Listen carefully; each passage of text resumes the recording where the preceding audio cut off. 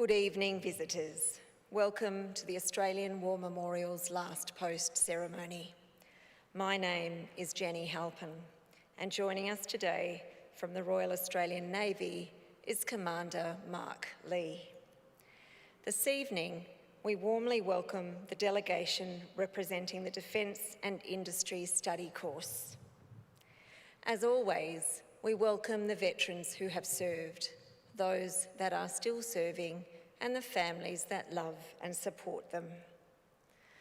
The live stream of this ceremony is made possible by the Returned and Services League of Australia and the RSL and Services Clubs Association. We welcome members who are watching the broadcast of this ceremony across Australia. During this evening's ceremony, wreaths will be laid at the base of the Pool of Reflection by visitors to the memorial and students on behalf of Baldivis Secondary College and Manjimup Senior High School, both visiting from Western Australia. Now, if you are able, could I please invite you to stand and join in singing the national anthem.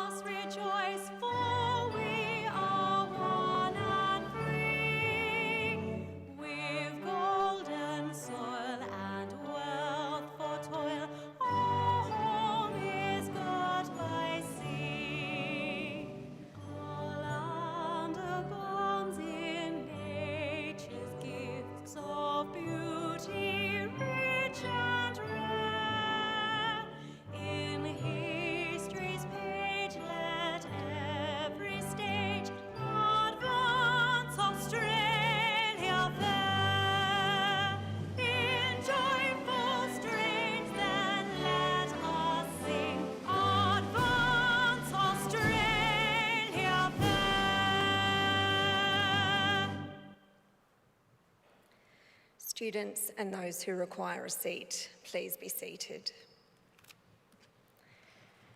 The Australian War Memorial was the vision of Charles Bean, Australia's First World War official historian.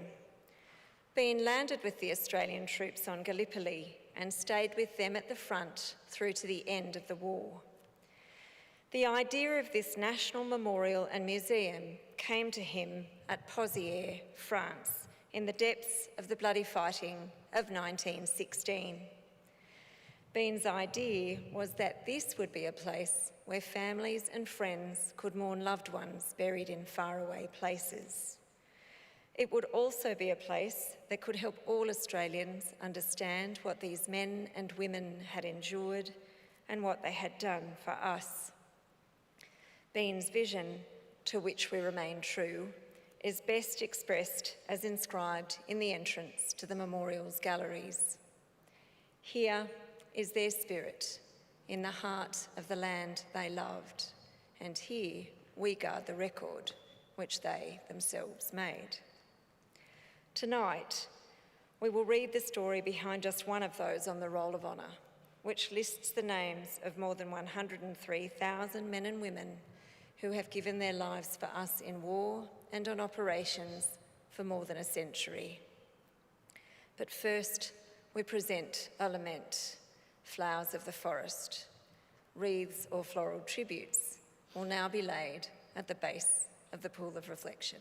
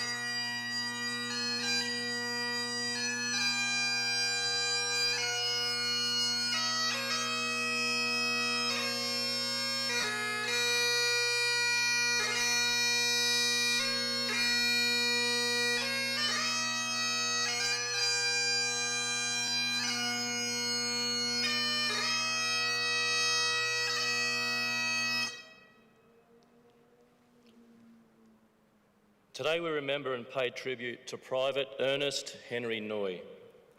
Ernest Noy was born on the 7th of October 1893 in Parkside, South Australia.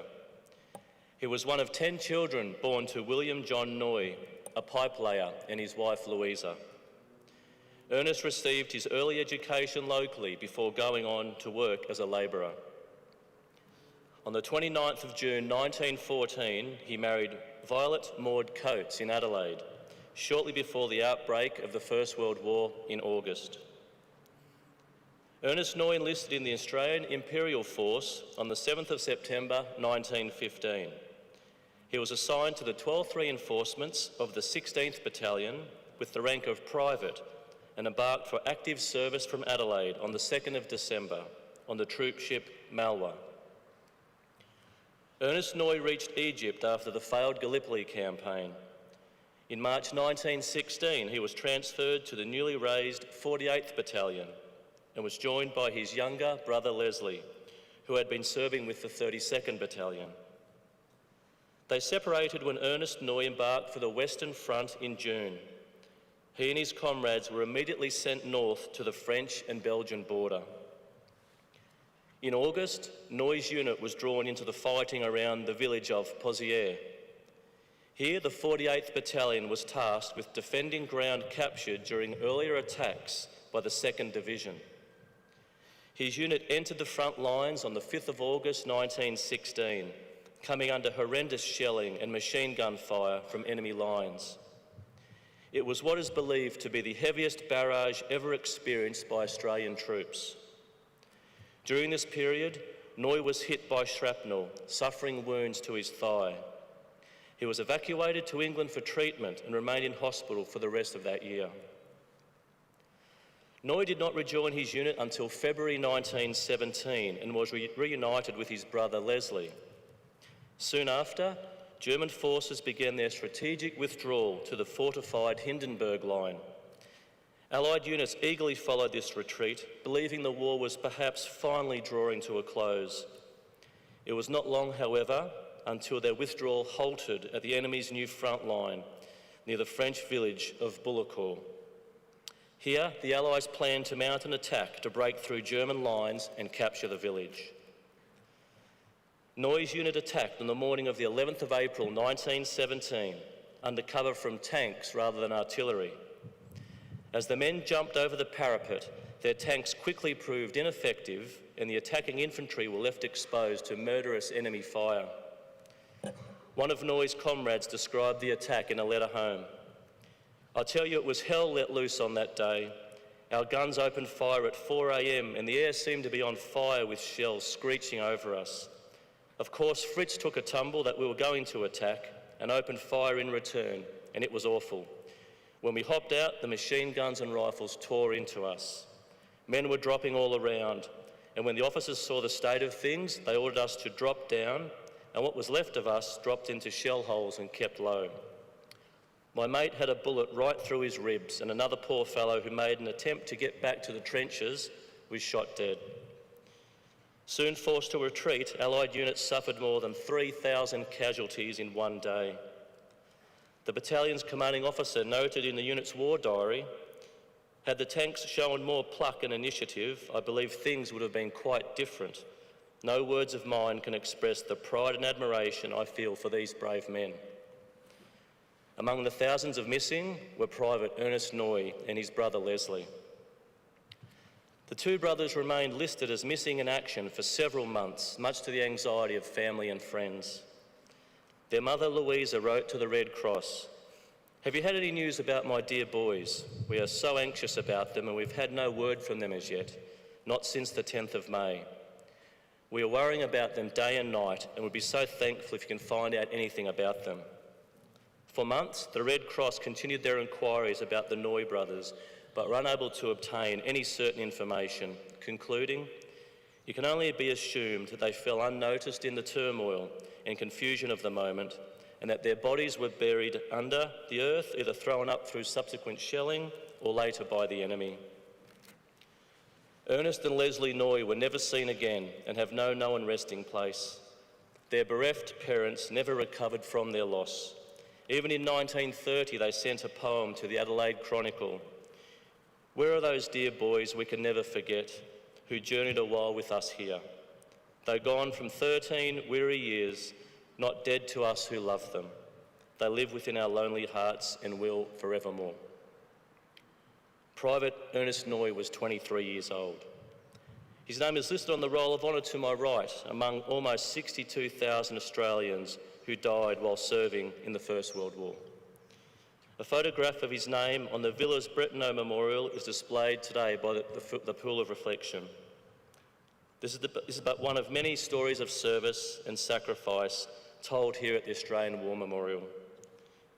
We now remember Private Ernest Henry Noy, who gave his life for us, for our freedoms, and in the hope of a better world.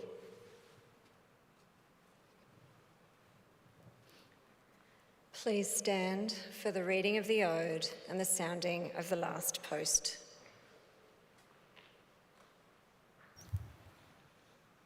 They shall grow not old, as we who are left grow old.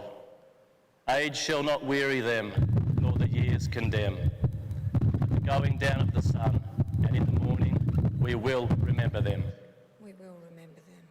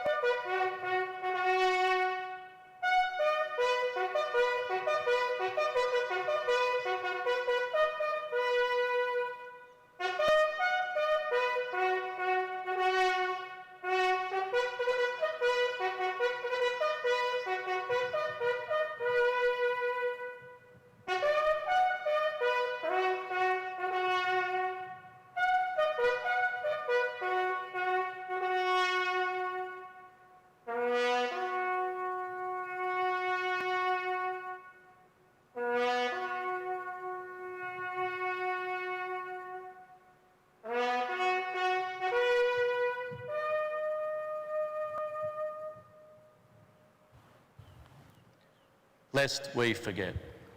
Lest we forget.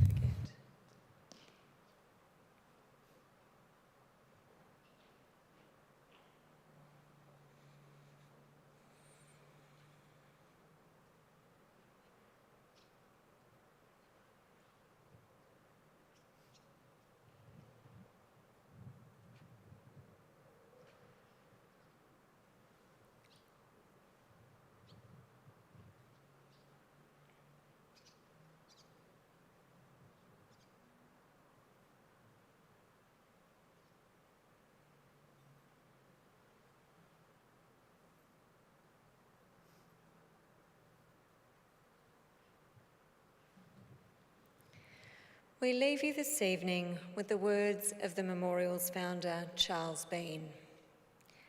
Many a man lying out there at Pozières or in the low scrub at Gallipoli, with his poor, tired senses barely working through the fever of his brain, has thought in his last moments, well, it's over. But in Australia, they will be proud of this. Ladies and gentlemen, girls and boys, that concludes the last post ceremony. On behalf of our director, staff and volunteers, thank you for visiting the Australian War Memorial today. We wish you all a very pleasant evening.